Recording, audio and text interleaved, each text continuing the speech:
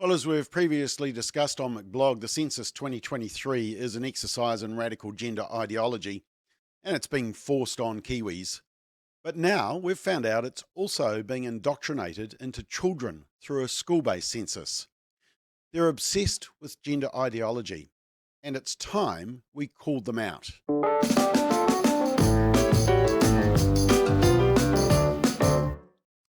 So as soon as you start filling in the census, the ideology immediately kicks in. Here's your opening questions. Question 1, confirm it's you. Question 2, confirm when you were born. And then question 3, what's your gender identity? And they say gender refers to a person's social and personal identity as male, female, or another gender, or genders that may be non-binary. A person's sex at birth may differ. Well, that's disinformation and misinformation if you've ever heard it. And the answer options are male, female, another gender. And then it goes on to question number 4. What was your sex at birth? Yep, apparently they're different. But for those who live in the real world of biology and facts, they're not, of course. Now, I know that concern was expressed because you only have to answer one of these questions, not both. But if you stick with the biologically accurate sex at birth question, then Stats NZ will draw their own conclusion on your gender identity. Now, Sean Plunkett from the online news program, The Platform, actually asked a representative from Stats NZ whether they would do this, do the default. The first answer is yep. The second answer is we don't want to tell you. Let's check it out. So here's the first response. So Jason, if I don't answer the gender identity question, and you call it the gender question, it's a gender identity question. If I don't answer it, do you default me to my sex at birth answer? I imagine we probably would. Yep, pretty clear. I imagine we probably would. But then a couple of minutes later, Sean Plunkett asks the same question. Different answer. But we've got it clear. If you don't answer, you will be defaulted to your sex at birth answer, right?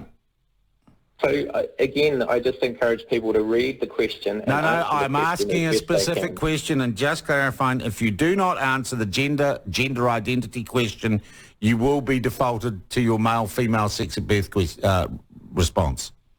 You can, male and female are both. It's a simple question, Jason.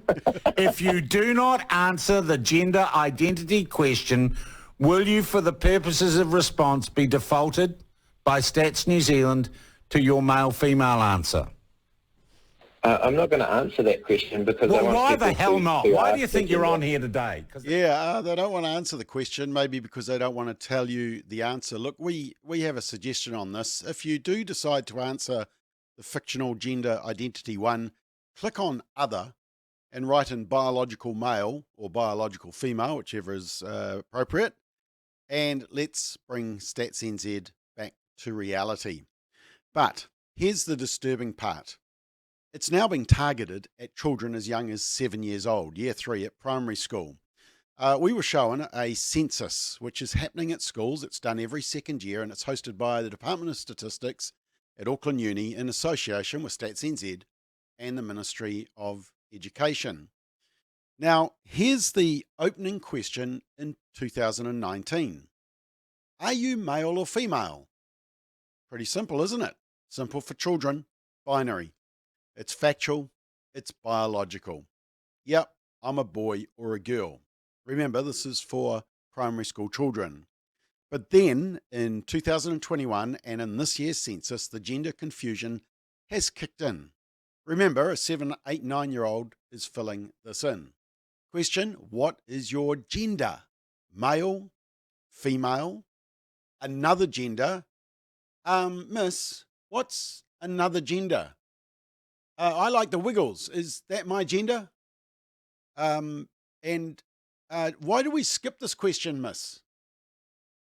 Can you see what's happening here? Even with our very youngest, government groups are starting the indoctrination.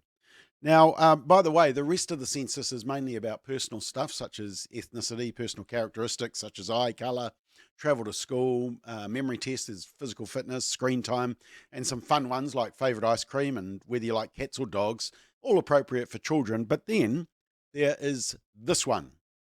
Which option best describes your opinion on climate change? It is an urgent problem that needs to be managed now. It is a problem that needs to be managed in the future. It is not a problem. I don't know. You know, of all the social issues, why that one? And what is a 7, 8, 9-year-old thinking? Are we simply promoting a climate, but a climate of fear? In my view, we should let children be children. It's interesting, there are some questions in the census for secondary schools, like on alcohol and drugs and online activity, that aren't in the primary school one. But climate alarm is the new religion, and like gender ideology, must be indoctrinated as soon as possible. Parents, are you awake yet? Do you know what your school is doing in this area? It's a good reminder that you need to go to our website and read our parent guide. It's time to push back, and this parent guide shows you how to do it effectively and strategically. As I said previously, Stats NZ need to stick to their knitting, need to stick to statistics and leave the social engineering and wokeness and cultural narratives to others. And the Ministry of Education needs to work with families, not against families and against children. We need to let children be children.